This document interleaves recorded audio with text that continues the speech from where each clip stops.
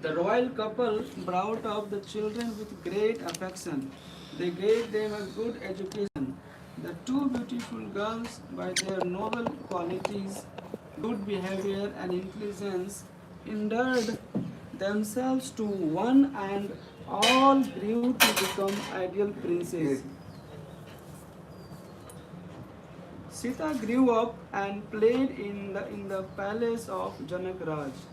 She became well known for her beauty as well as her devotion. She could often be seen absorbed in the deity of the Lord of the Surya Vansha. She would wane on her own, sometimes lovingly. Vishnu.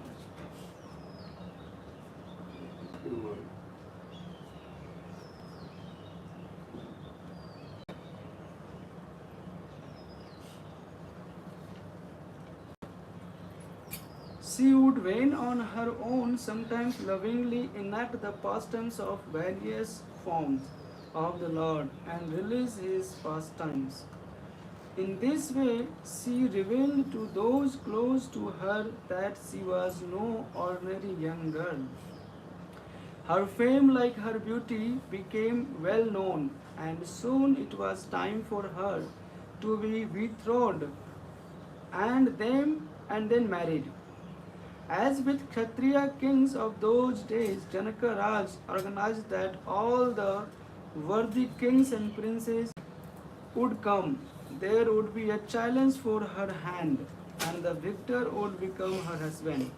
The story goes that one day, record says Parshuram came to visit King Janaka. He carried a vow with him. He left it at the doorstep of the royal hall and went inside.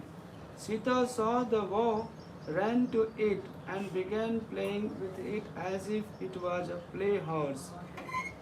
Only those with great physical strength and daring could lift and handle the Vaishnava vow. When Parshuram came out, the vow was missing. It's vow. Vow. When Parshuram came out, the vow was missing. Ordinary persons could not lift it with ease, and he, curiously looking around, spotted Sita playing with it as if it was a play horse. The sage and the king were astonished.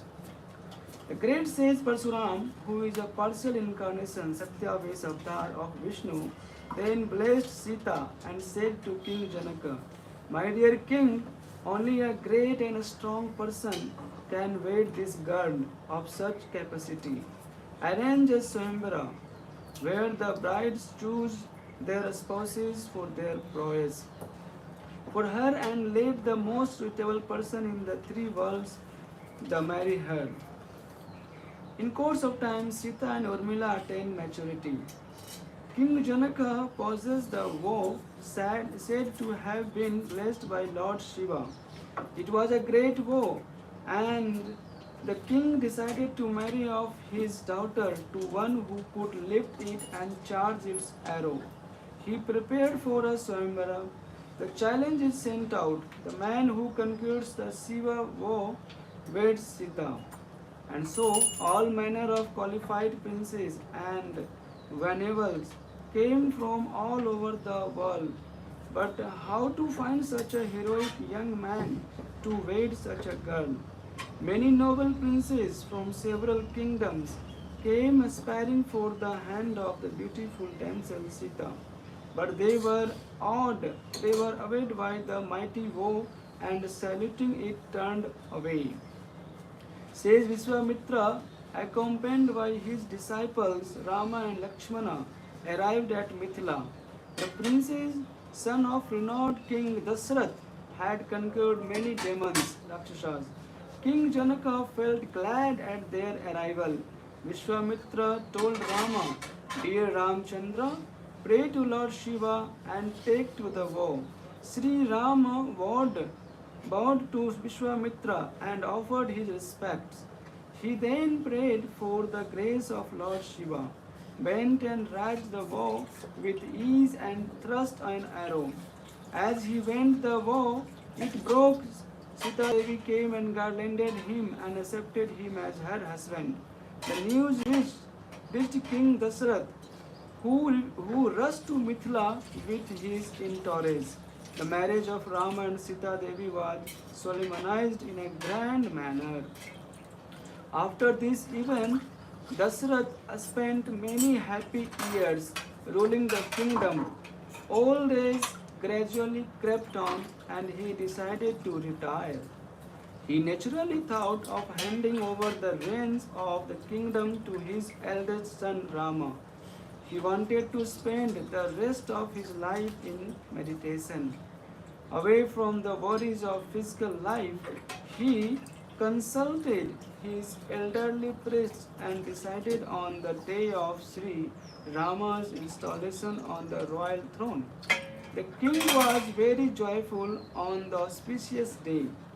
His senior consort Kausalya Devi was engaged in worship and serving the elders and priests.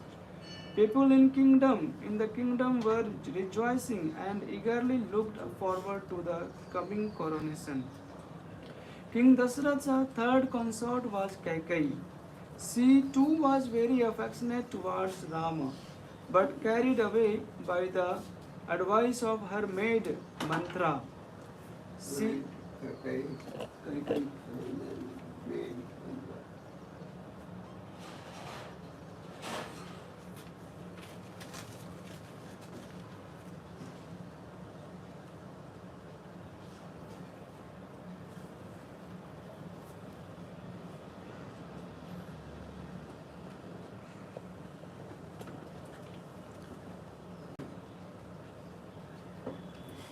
She too was very affectionate towards Rama, but carried away by the advice of her maid Mantra. She claimed that her son Bharat should succeed as the next king, and that Rama should go to forest for 14 years. Dasrath was shocked to hear this. All his pleadings with Kaikeyi to change her mind proved in vain. A long time ago, the king had promised her that he would fulfill two wishes of hers. Now, as a fulfillment, she demanded that the king install Bharat as the crown prince and that Rama should go to forest for 14 years. Now? Yes, yes, ma'am. From here, this morning. You read? Ji Maharaj. Rama came to. I will note down, Maharaj. Rama came to know about this. Louder. Little louder. Rama came to know about this, consoled his father, and said he would go to the forest to fulfill his pledge. Rama immediately discarded his royal robes and ornaments and wearing sackcloth prepared to leave for the woods. Kaushalya was grief stricken. Rama pacified her and obtained her permission to leave. After meeting his mother, Rama went to his wife Sita.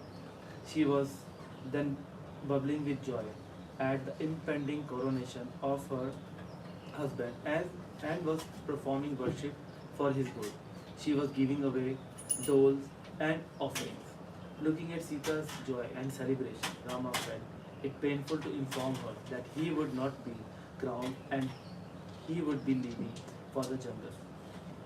He knows she would be shocked. Looking at his worried face, Sita asked, "You appear to be worried at such a joyous moment.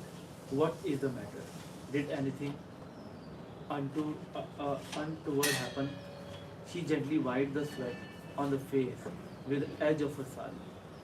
Rama said, "Dear Janki, do not feel grieved at what I am going to tell you.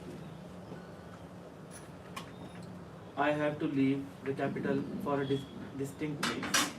You should see me off without tears." He told her about the king's dilemma and said, "I will go to the forest for 40 years and return. You should remain without anger or sorrow. Be calm. The parents are old. Look after them. Be good and courteous towards Bharat also. Permit me to leave. Sita was saddened. She was not sorry either at the cancelling of her husband's coronation or at the demanded crowning of Bharat. But she felt angry that Rama should leave her behind and go to the forest alone. She declared, "My lord, I can't stay for a moment in a place without you. In your absence, this Ayodhya will be a jungle to me. The forest wherein you stay will be my kingdom. My life runs under your shadow. It is not becoming of you to leave me behind." Rama explained to her the, the rigors of life in the woods. "Sita, do you not know about jungle life? It is not a cozy royal garden. Cruel wild animals and evil demons, Rakshasas infest.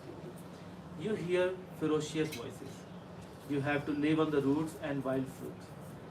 A tender lady like you cannot withstand these hazards. You have to pass every day in fear of some impending danger. After all, 14 years is not a long period."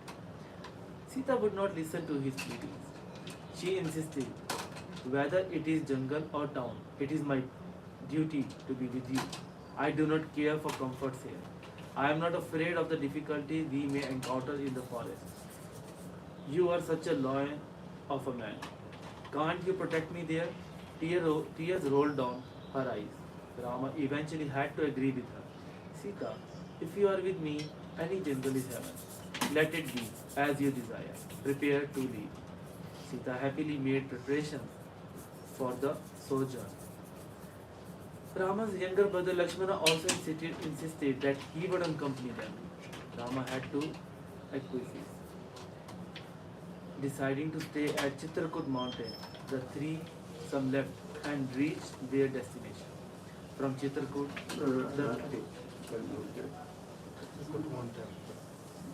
Chitrakoot mountain.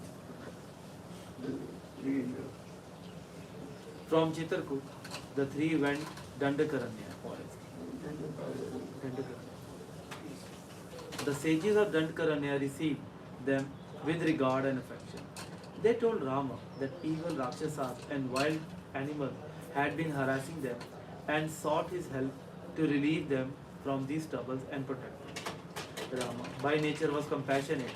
He promised them he would free them from the menace of Rakshasas. Sita Devi was worried. At an appropriate time, she told Rama, "Aryaput, let me submit to you a few of my thoughts. Please do not think I am more learned than you." The sages narrated their problems, and you promised them you would annihilate the Rakshasas and wild animals. You have now forsaken all the royal paraphernalia and have come to the forest.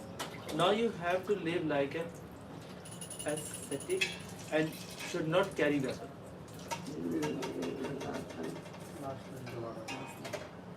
Now you have to live like an ascetic and should not carry weapons. You have a bow and arrows for self-protection. By your promise to sages, the Rakshasas will become your enemy. I am worried about this.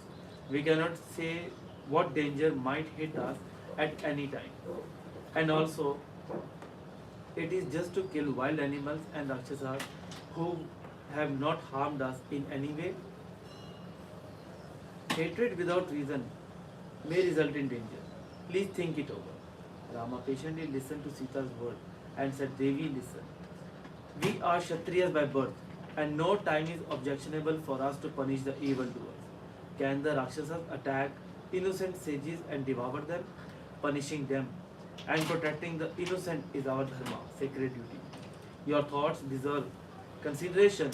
You have thought about this matter seriously. I will go about this very carefully." Sita was relieved at his explanation. After they went to Panchavati from Chitrakoot, the three went to Dandakaranya forest. The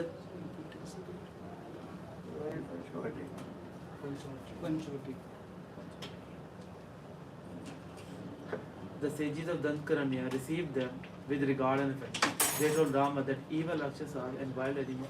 This is repetition. Right? Repetition, yeah. Further, Sita was relieved. Sita was relieved at his explanation. As Rama Sita and Lakshmana were approaching a spot where Panchavati, a spot called Panchavati, they came across a huge banyan tree. Atop it sat a large-sized eagle. They thought it may also be a Rakshasa in disguise. But it said, Raghuram, I am a friend of your father Dasharath. My name is Jatayu. When you and Lakshmana go out, I will be there with Sita and keep guard. I will try to be to be of some help to you. They felt happy that they met a friendly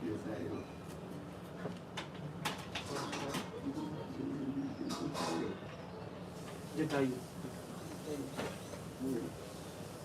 I will be there with Sita and keep guard. I will try to be of some help to you. They felt happy that they met a friendly soul in the jungle. They built a hermitage and lived comfortably for some time. Close by was the Godavari river. The area was dotted with hills. The jungle trees and plants provided fruits and flowers in abundance. With majestic trees, various plants, chirping birds, and attractive animals like deer, the spot was a feast to the eye. The demoness Shrup, Shrupnakha was wandering about in that area in search of food. She scented some human beings staying there and came to Surpnakha. She scented some human beings staying there and came to Rama's hermitage and peeped in. She was instantly struck by the graceful personalities of Rama and Lakshmana and wished to marry one of them. She assumed the appearance of a beautiful damsel and asked Rama to marry her. Ram said, I am married and my wife is with me here. I cannot bring in another wife. My younger brother Lakshmana is alone and he is also good looking. Go to him. Suluknakha then approached Lakshmana and asked him to marry her. He said, I am Ram's devoted attendant. If you marry me, you will also become a servant and have to be subservient to Sita. Go back and ask Ram. It was a sport between the brothers. She was made to go from one to another to other several times and became fed up with this game. She angrily said, it is because Rama's wife is here that things are happening this way. I am going to finish her off. So saying, she came to pounce upon Sita. Rama told Lakshmana, no point in being too light-hearted with evil people.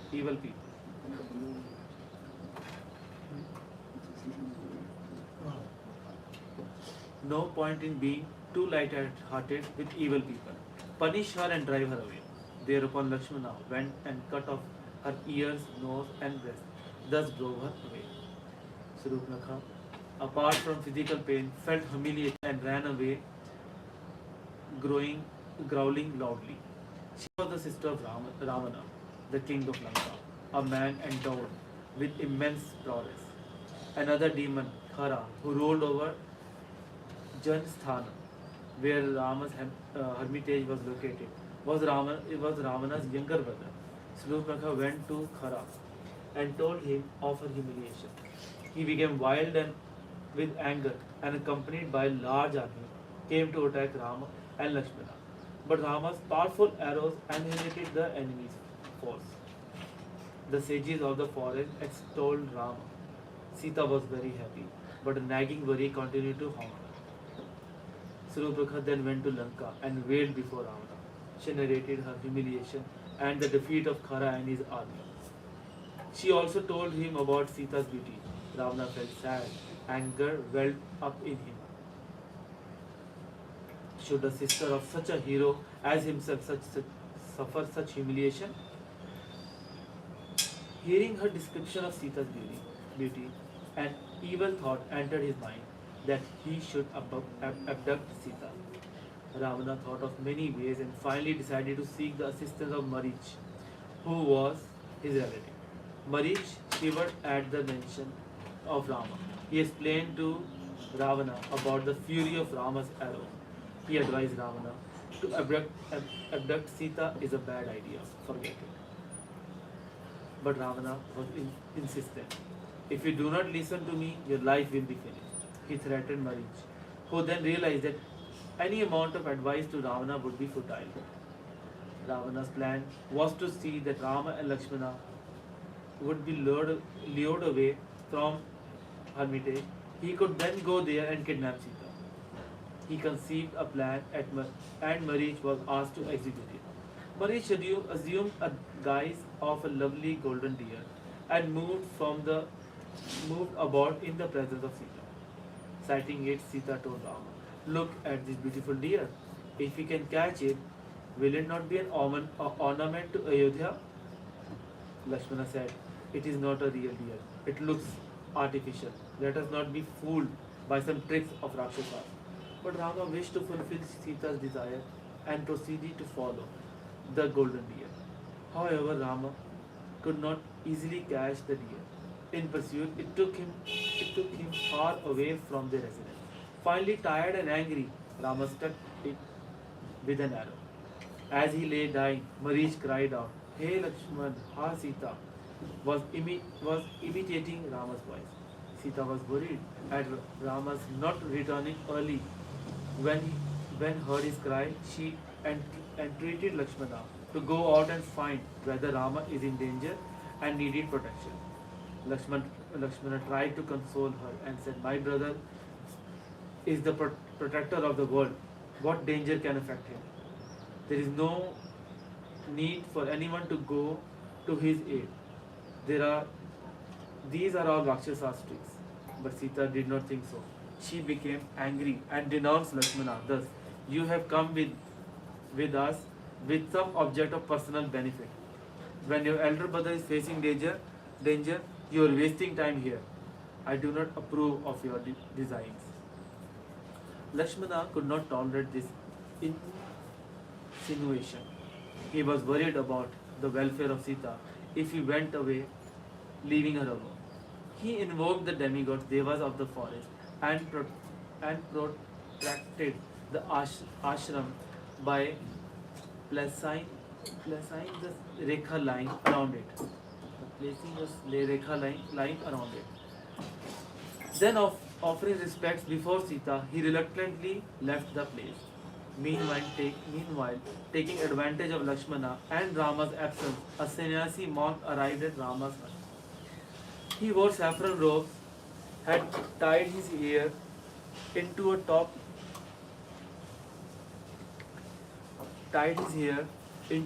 knot, and chanted Vedic hymns like any other ascetic. Sita looked at him and he asked her, Why are you, such a beautiful damsel, staying in this jungle suffering misery?" Thinking that a respectable sage had come, Sita treated him with reverence and told him about her life story. She did not comprehend that Ravana had come in disguise. The sannyasi said, "I am Ravaneshwara. All the three worlds shudder at the mention of my name. And honest. I have never seen a more beautiful woman like you. Come and be my queen and lead a happy life." Sita Devi, hearing these words, was seething with anger and said, "You wretched man, I am wife of lion-hearted Rama.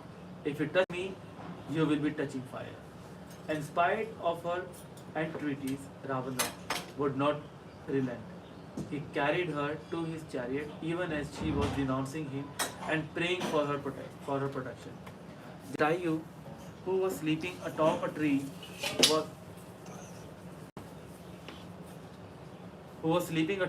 was awakened by Sita's cry. He Ayo. Jatayu. Jatayu was on the top of the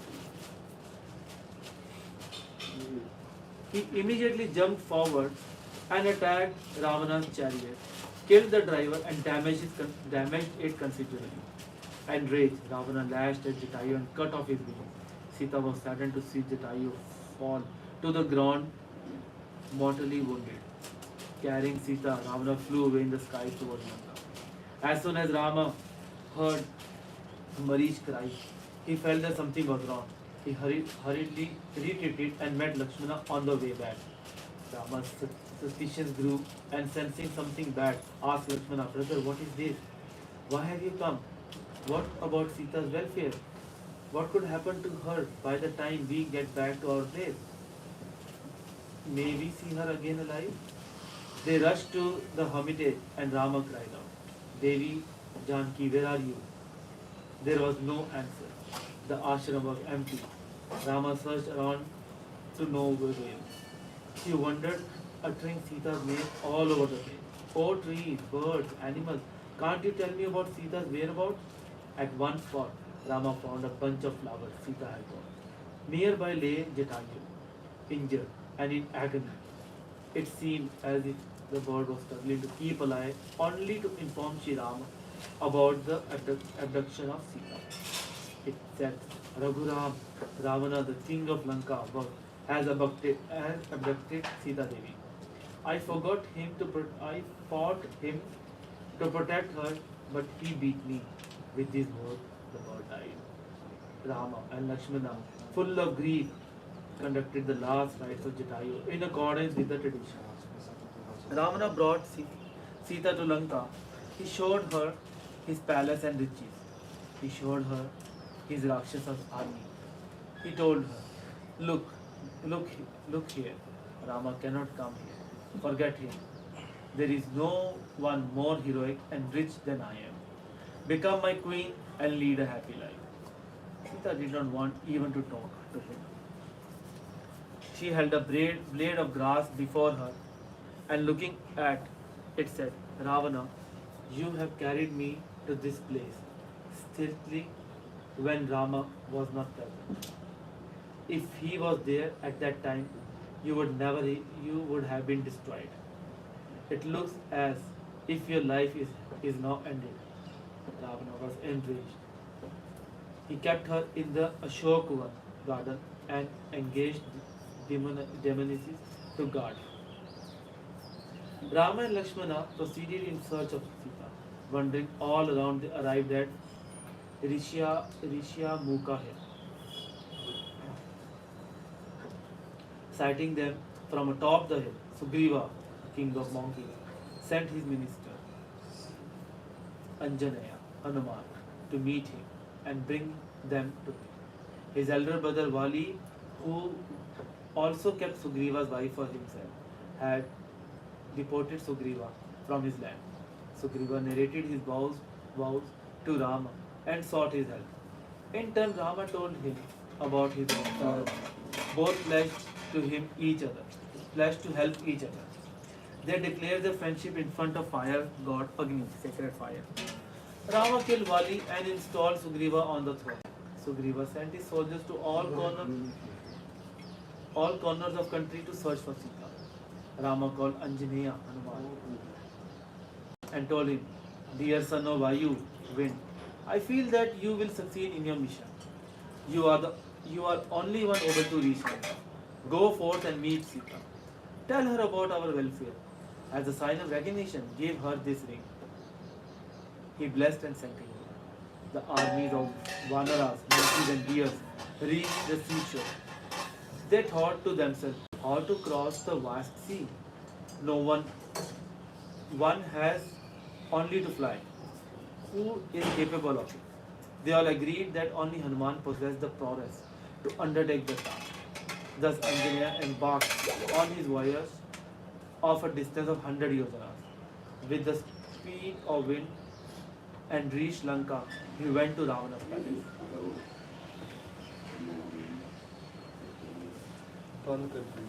Window.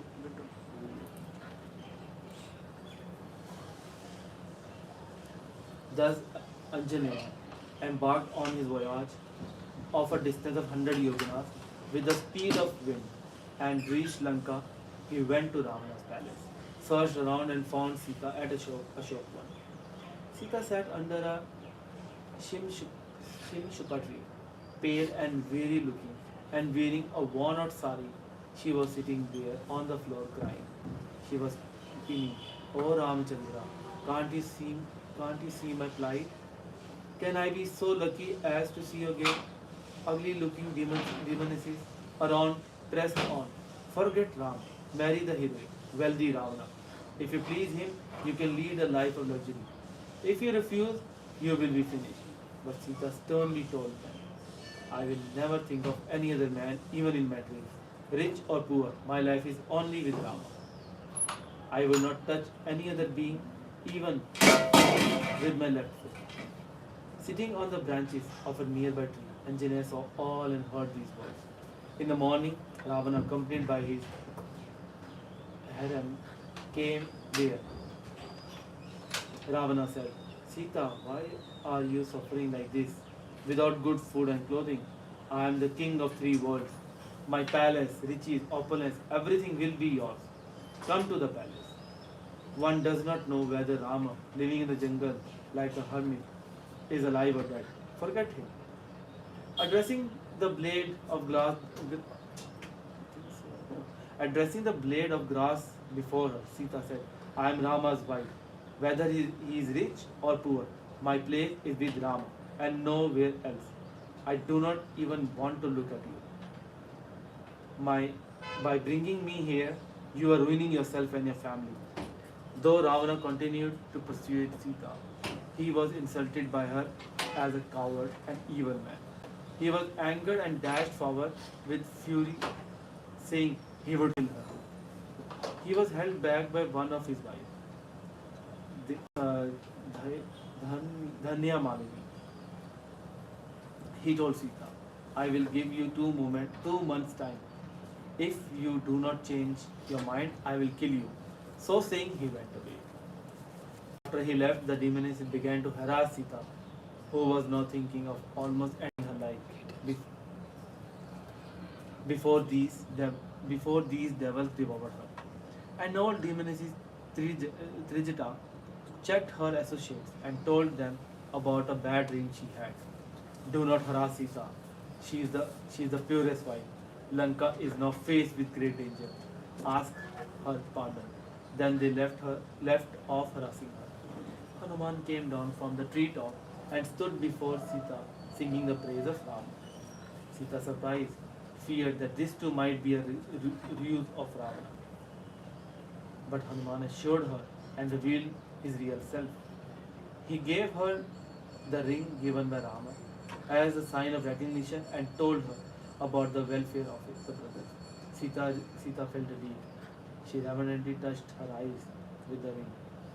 She explained her experiences to him and said, if Ram does not come within 2 months, my life will be finished. Tell Ram to come soon and save me.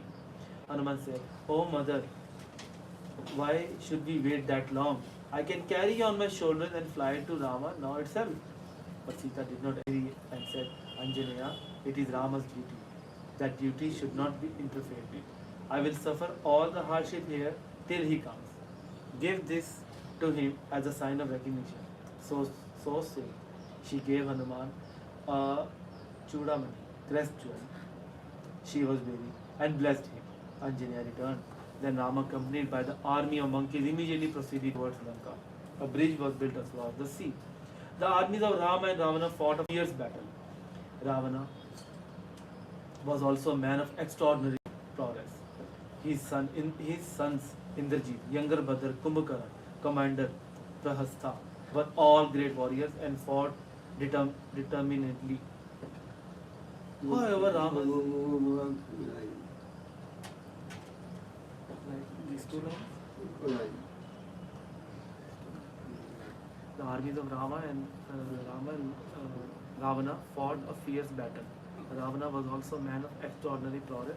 His sons Indrajit, younger brother Kumbhakarna, commander Prahastha, were all great warriors and fought determinedly.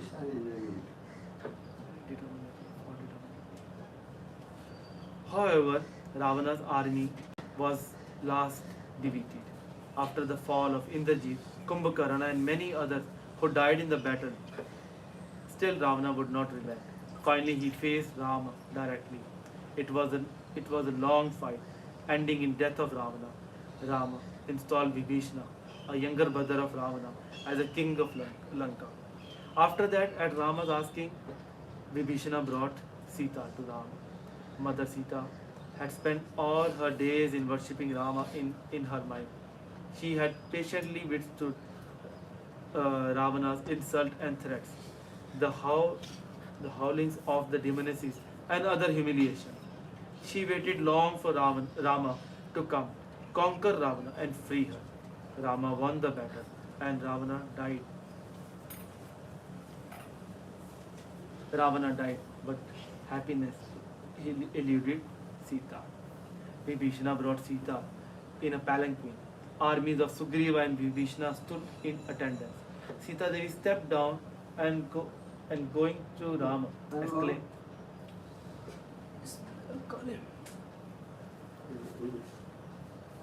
Sita Devi stepped down and going to Rama exclaimed, Aryaput.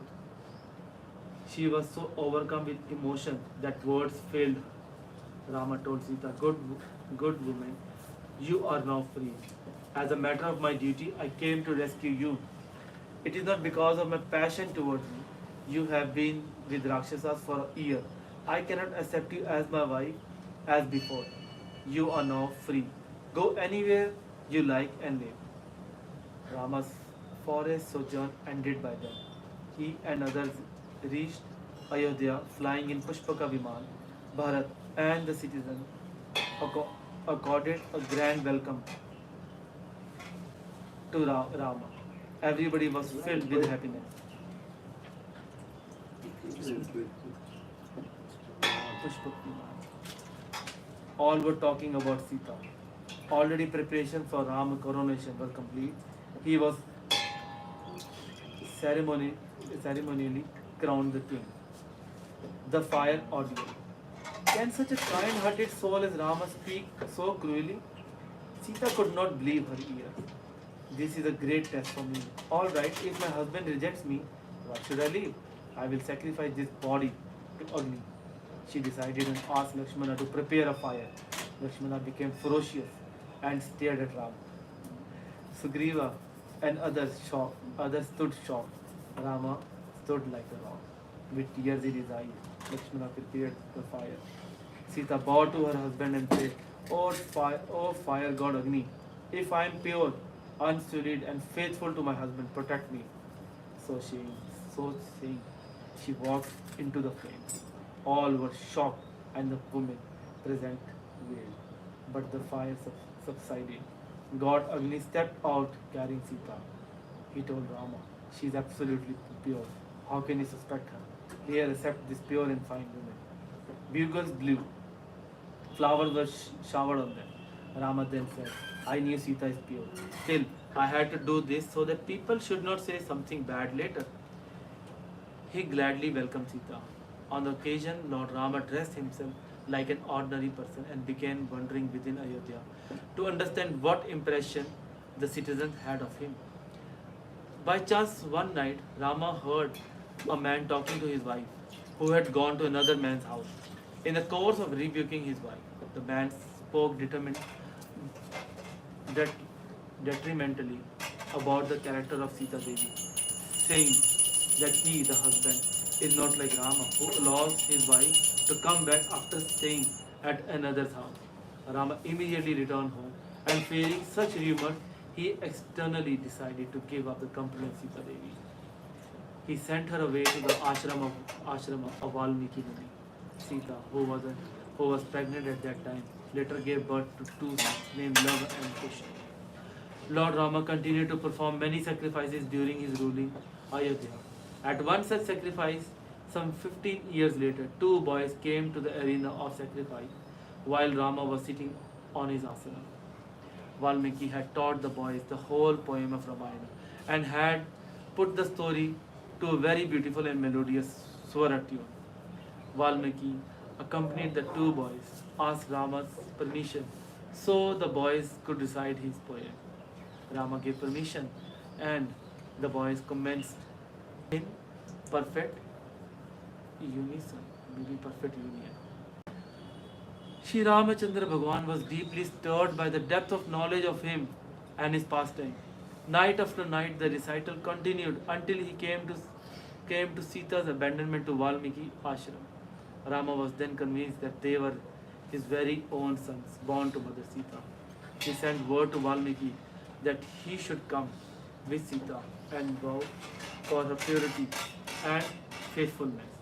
If Sita was willing to come before the assembly and give proof of her innocence, she could resume her rightful place at her lord's side.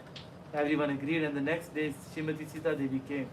Everyone was touched at the sight of her head and eyes downcast, tears running down her beautiful face, her long hair chastely adorning her back. Iyam Dashrathe Sita Suvarte Dharmacharini. Valmiki Muni respectfully approached Sri Rama, saying, O son of Dashrath, here is your wife Sita. So has been staying in my ashram since you abandoned her, performing austerity. She is completely without blame and is pure and innocent. Due to your position as king, you played the part that you feared public opinion may be detrimental for you, and so you have also performed severe austerities. However, it is now proper that your impeccable wife be allowed to prove her own innocence. Valmiki Ramayana Uttarakhand 7.87 14 to 15. Sita stood in silence, her eyes transfixed on the ground without blinking.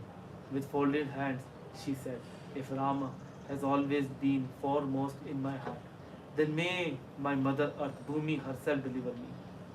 If I have been only true to him, holy, mind, body and soul, then may my mother earth deliver me. If I have loved none but him, then let my mother earth deliver me. As she spoke, the earth rumbled, shook, and cracked upon where Sita stood.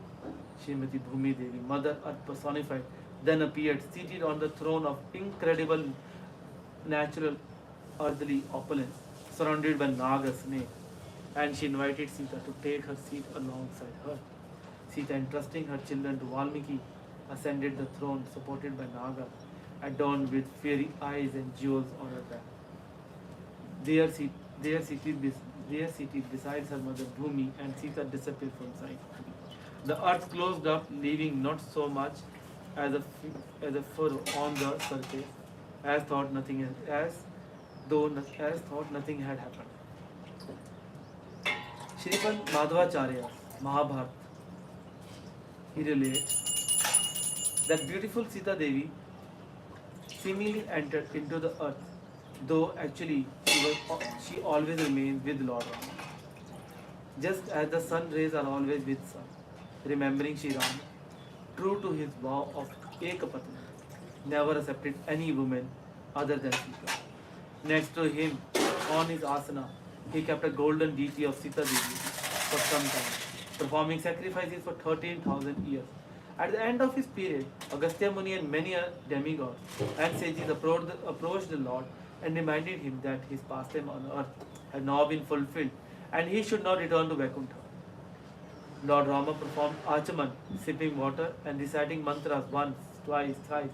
Then he resumed his form of Vishnu, for it is from that seat of Vishnu that his pastime became manifest. Lord Ramachandra returned to his abode, to which Bhakti Yogas are promoted. This is a place to which all the inhabitants of Ayodhya went after they served the Lord in his manifest pastime by offering him obeisances, touching his lotus feet, fully observing him as a father, like king, sitting or lying down with him like equals, or even just accompanying him. Srimad Bhagavatam 9.11.22. Let us offer our humble prayers to Rama and Sita Devi, the path breakers of the world. Raghupati Raghav Raja Ram, Patita Pavan Sita Ram. Jai Ram, Jai Ram, Jai Jai Ram, Patita Pavan Sita Ram.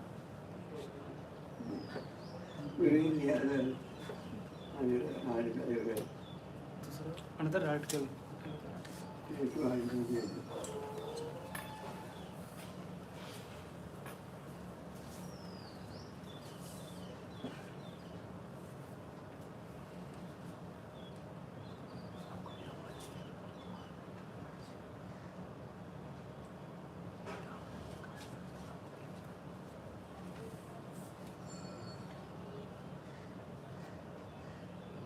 आज और भी तो कुछ होगा।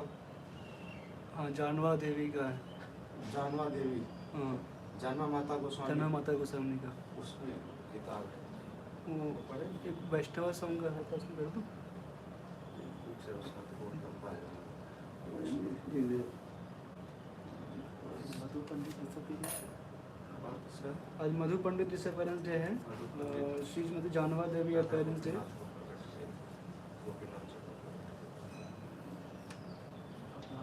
आप कौन है और श्रीमती जानवा देवी अपेरेंस डे, स्त्री स्त्री event, Shrimati Sita Devi Sita Devi appearance day तो है। जानवा जानवर जानवा देवी करूँ? पढ़ Shrimati Janwa Devi appearance day. Shri Surajdas Serkhela was a resident of Saligram. He had 5 brothers: Damodar, Jagannath, Gauridas, Krishnadas, and Narsimha Chaitanya. His father's name was Sri Kansari Mishra. His mother's name Sri Kamala Devi. He received the title Sarkhela as he used to keep the accounts for the king of Gauradesh. His 2 daughters were named Sri Vasudha and Sri Janva, who was the youngest. In Gaura Ganodesh Dipika, it is stated that they are the expansion of Varuni and Revati in Vrindavan. And Suraj Das Sarkhela, whose body effulgence is like the sun, is an expansion of Kaku the Mir, the king of Raivat. The 2 lords Gauranga and Nityananda were very affectionate to him. Seeing that his 2 daughters had reached the full bloom of their youth, he began to contemplate their marriage. Thinking in this way, he fell asleep, and in his dream he saw that in a very happy mood he was presenting his 2 daughters to Nityananda Prabhu. Having seen such a wonderful dream, he began to float in an ocean of bliss. In the morning when he awoke, he told his dream to one Brahmana friend of his. I saw in my dream that Nityananda Prabhu is none other than Baladev. His bodily effulgence was shining in all directions, and his body was decorated with various shining ornaments. On either side of him, my 2 daughters appeared as Varuni and Revati. Now, if I cannot give my daughters in marriage to Nityananda Prabhu, then there will be no peace for me. Having confided in his friend in this way, he sent him to the house of Srivas Pandit in Navdeepa. That Brahmana came to Navdeepa very quickly and found that Nityananda Prabhu was living at Srivas Pandit's house.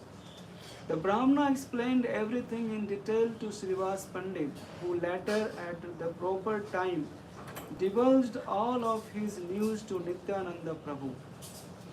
Lord Nityananda, having assured the Brahmana that he would fulfill the desire of Suraj Das, sent him back to Saligram. Advaita Acharya as well as Srivas Pandit were very happy to have heard this news and urged that the marriage take place as soon as possible. The Brahmana in the meantime, having returned to Saligram, delivered this auspicious news to Suraj Das, who was overjoyed that his dream would now come true.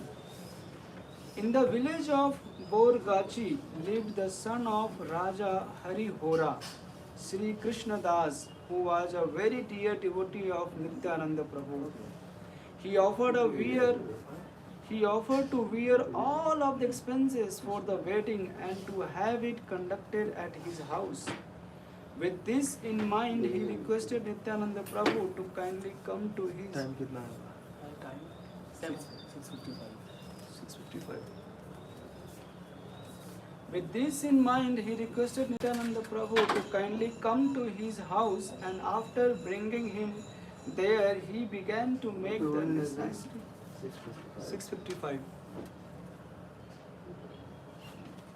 With this in mind, he requested Nityananda Prabhu to kindly come to his house, and after bringing him there, he began to make the necessary arrangements for the wedding. Srivas Pandit, Sri Advaita Acharya, Sri Chandrasekhar, Sri Murari Gupta, and many other devotees all arrived and began Harinam Sankirtan.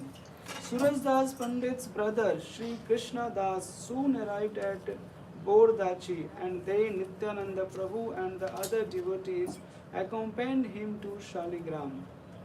When Suraj Das saw that the devotees along with Nityananda Prabhu had arrived in great happiness, he came out to greet them and then ushered them into his house, where he offered his danvats to Lord Nityananda. Suraj Das fell down at the lotus feet of Lord Nityananda, his eyes brimming with tears of ecstatic love. He caught hold of his two lotus feet and wanted to offer some prayers, but he could not express anything due to being overcome by ecstatic emotions. Lord Nityananda smiled sweetly and embraced him in a great love. Suraj Das was always absorbed in intense happiness. Who can understand his self? Seeing these loving pastimes of his brother, Gauridas lost his patience and felt great bliss within himself. Then, after worshipping the two lotus feet of Lord Nityananda, he offered his two daughters in marriage to him. The marriage ceremony was very auspiciously performed, and Nityananda Prabhu remained at the Salagram with his two newly wedded wives for a few days. Thereafter, he came to Sri Krishna Das' house at Boragachi, where he remained for a couple of days. Next, he came to Navdeepa along with his two wives. He offered his obeisances at the feet of Sachi Mata. Sachi Ma was extremely pleased to see them, and she showed a great deal of affection to the new brides. The other Vaishnavas also began to show them great affection. Then, taking leave of Sachi Mata, Nityananda came to Advaita Acharya's house in Santipur. Sri Sita Thakani began to float in the ocean of bliss after seeing Vasudha and Janvi. Taking them in her lap, she was very affectionate to the new brides. After remaining there for a few days, Nityananda Prabhu came to Udharo Datta Thakur's house at Saptagram. Udharan Datta Thakur's house at Saptagram at his insistent invitation. There they all engaged in a festival of Sankirtan for a few days, after which Nityananda Prabhu came to Khardha, Bhakti Ratnakar 12th chapter Taranga. After the disappearance of Sri Advaita Acharya, Sri Nityananda Prabhu, Srivas Pandit and various other associates of Sri Gaur Sundar, three especially empowered manifestations of compassion of the Lord Mahaprabhu, namely Sri Nivas Acharya, Narottam Das Thakur, Mahasaya and Shyamananda Prabhu, continued to flood the land with Harinam Sankirtan. Sri Nityananda Prabhu's Sakti Sri Janva Mata was especially requested by these three Acharyas to be present at the celebrated festival which was conducted by them at Kheturi Gram. Under the patronage of Narottam Thakur Mahoshay cousins Raja Santosh Datta, present with her were Sri Krishna Das Mishra, her uncle, Mine Ketan Ram Das, Murari Chaitanya Janan Das, Sri Parmeshwari Das, Balram Das, Sri Vrindavan Das Thakur and other dear devotees of Lord Nityananda Prabhu. First she came to her uncle Gauri Das Pandit's temple at Kalna, where she was nicely received by Hridoy Chaitanya Prabhu. Here she cooked for the two lords Nitai Gauranga, and in the evening they had a festival of Sankirtan. When she came to Navdeepa and realized that she wouldn't be able to see Sri Sachi Mata anymore, she was very sad to cry. Then Sripati and Srinidhi came and took her to their house. But again she was plunged into grief due to the pangs of separation at not being able to see Srivas Pandit and Malini Devi. At Shantipur, Sri Achyutananda and Gopal tried to console her in the absence of Advaita Acharya and Sita Thakurani. Then she came by way of Kantak Nagar to Telia Bhodari Gram, where Sri Govinda Kaviraj, Sri Govinda, Sri Govinda Kaviraj received her with all respect. The next day party set out for Kheturi. When they reached the banks of the Padma river, they found that Raja Santosh Datta had already made arrangements for crossing the river. From the opposite bank, planquins were waiting to take them to Maraturi. After presiding over the festival of Khitri, Ma Janva decided to go to Vrindavan. One day, when she was bathing in the Jamuna, a small black hand grabbed the end of her cloth as she was getting out of the water. When she looked, however, there was no one there. Then Gopinath spoke to her, I want to come and stay with you. When you are taking bath in the Ganga, one day I will come and join you. After passing some days in great happiness in Sri Vrindavan Dham, Sri Janva Mata set out on the path back to Gauradesh. First she came to Keturi and then to Budari Gram, where she arranged the marriage of Gaur Ganga Das with Sri Hemlata, daughter of Sri Shyamdas Chakravarti, brother of Bansidas. After the marriage, Sri Ishwari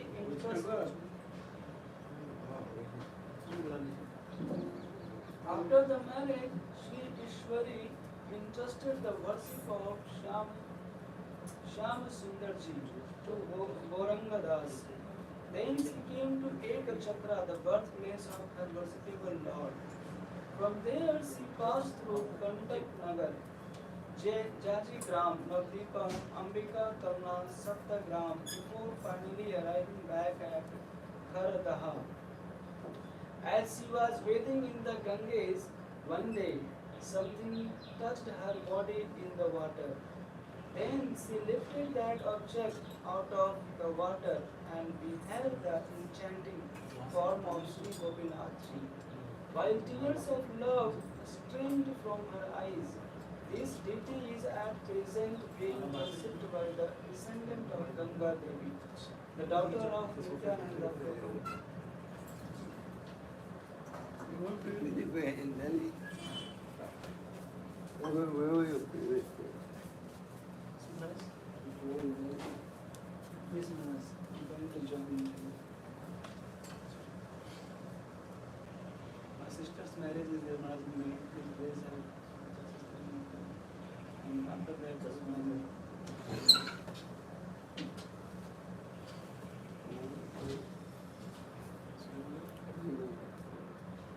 Monday, Maharaj, Monday morning I have to flight.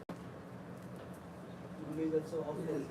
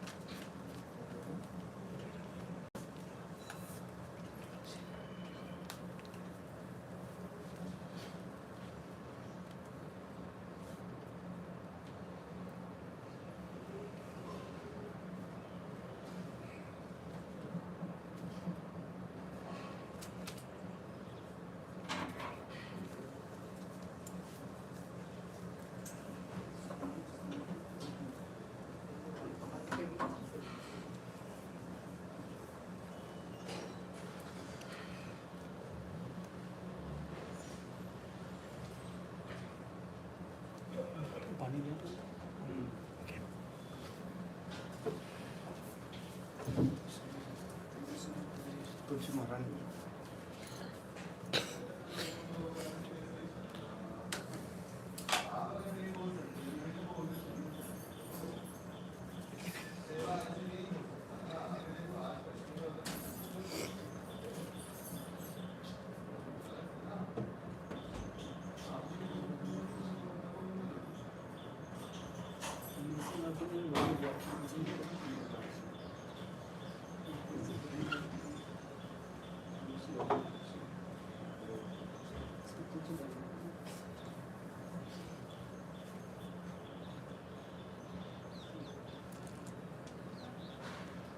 मैं इसको दे जाऊँ धोने के लिए?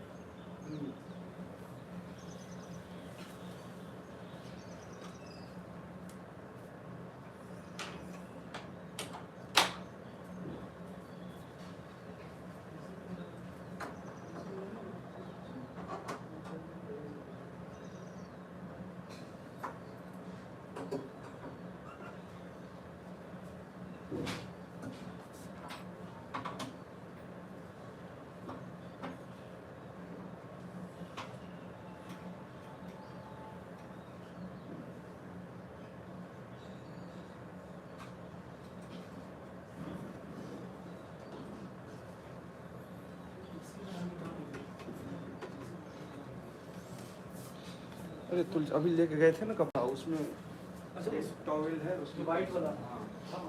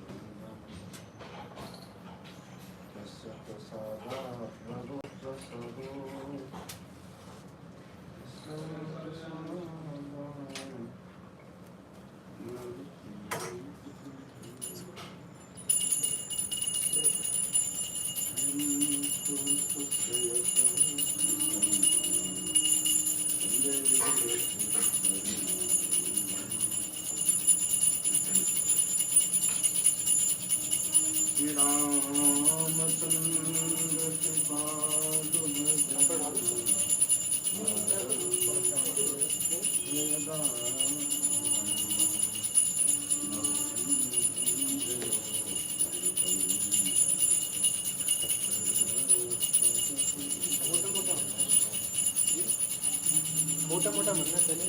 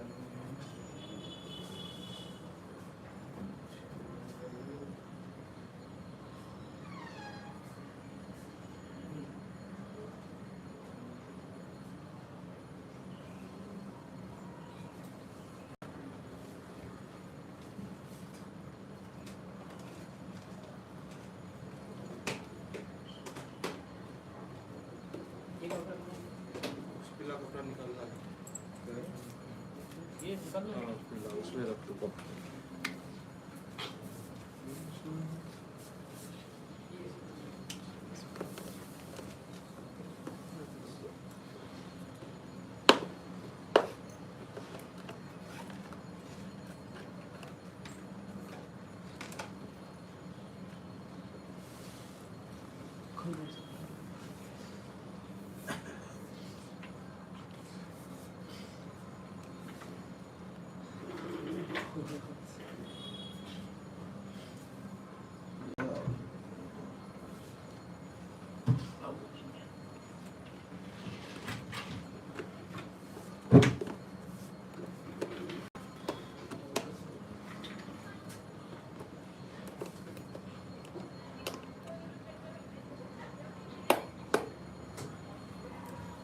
तो ये box आपको देना है, आपको देना है।